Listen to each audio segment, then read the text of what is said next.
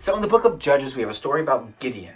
And within the story of Gideon, God has this army of Israelites that he essentially chops down. So it's small and humble, and from the outside would be unable to beat this super huge army.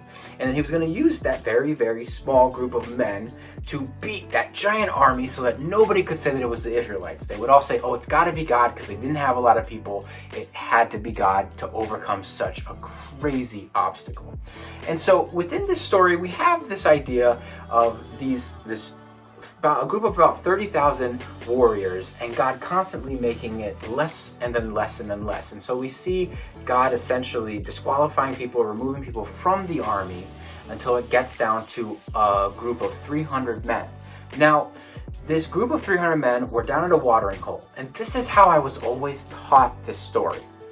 It was, and I'll read it. It says, "So Gideon took the men down to the water, and there the Lord told him, separate those who lap water with their tongues as a dog laps, from those who kneel down to drink. And then with those 300 men that lapped, I will save you." Judges 7. And I always read it like this. Like, okay, you got down and you've got a bunch of men who are drinking water. The ones who you're going to pick are the ones that are lapping it like a dog, right? Like this. And they're looking. They've got the water in their hands and they're looking. And so they didn't forget they were on a mission. They were the warriors. They were the serious ones. They were the best ones of the group. They were the 300 greatest, right? The Spartan 300. Those were the ones God chose. But in looking at the context, I feel like that's completely missing it. It just doesn't sound right with what God was doing. Because let's take a step back. Who did God choose? If you look at the story, when it describes who Gideon is, it's essentially saying he's from the smallest group, the smallest tribe, of the smallest family, like the lowest. Lowest. He was the lowest.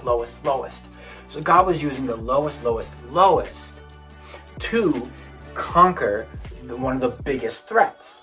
And so God does this a lot. He takes kind of the lowest person and he elevates them. He takes the lowest person because that's where he gets the most glory. Because it's clearly not that person who's going to do that feat. It's got to be God. And so let's take that same concept. So God has a fairly good sized army, and it's making it smaller, like a low. And then he's going to pick the 500 or the 300 best fighters of them? That doesn't make any sense. I feel like he would continue going low. He continues small.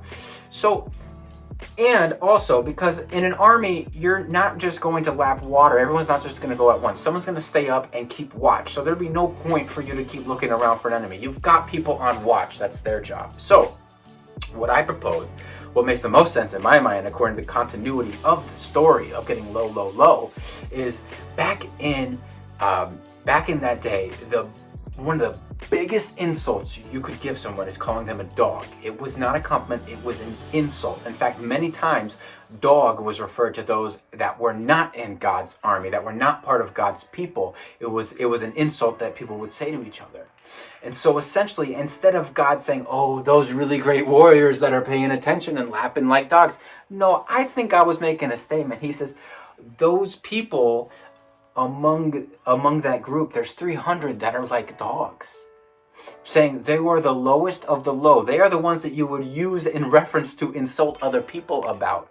And so it makes more sense to me, rather than saying, oh, I've got to be alert and I got to be the best fighter and I got to be the best warrior and all that.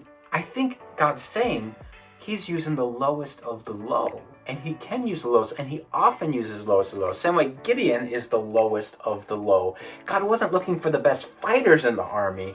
He was looking for the lowest of the low in the army so he can get the most glory. So no matter how you cut it, how you split it, it is God's strength, God doing a miracle, God doing the victory, not those people. And I'd always heard that story the same way. And for the first time, I had someone share it with me like that. And it really changed my perspective. Because God may be looking for a big warrior, and that sometimes happens.